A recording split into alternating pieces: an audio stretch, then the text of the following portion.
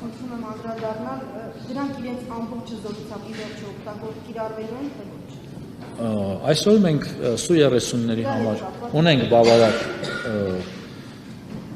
որոշակի սպառազինություններ, այդ թվում նաև ակնկալում են որոշակի համալրումներ, Su-30 օդանավերը կամ կործանիչները բավականին լավ կործանիչներ են, ես շատ բարձր եմ գնահատում իրենց դերը եւ կարծում եմ, որ իրենք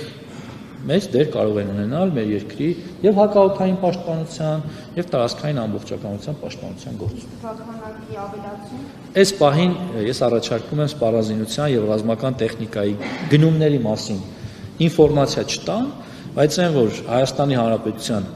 զինված ուժերը շարունակելու են սպառազինվել նորագույն տեխնիկայով, դա կարող եմ հավաստիացնել։ Ավիականացման գործընթացը։ Օրինակ մենք ունենք ռուսական տեխնիկա, սպառազինություն, որոնք կարիք ունեն ավիականացման, որպեսզի եւ իրենց շատ լավ դրսևորեն։ Հարգելի գործընկերներ, այն որ մենք նորագույն տեխնիկա ենք ձեռք բերում ու նաեւ փորձում ենք, որ դա լինի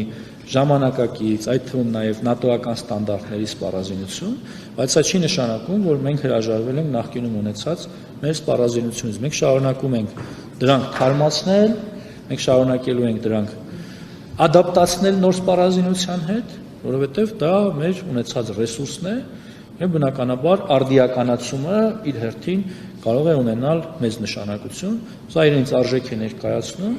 եւ յուրաքանչյուր իրենց արժեք ներկայացնող սպառազինություն մեզ համար կարեւոր է։ Շնորհակալ եմ։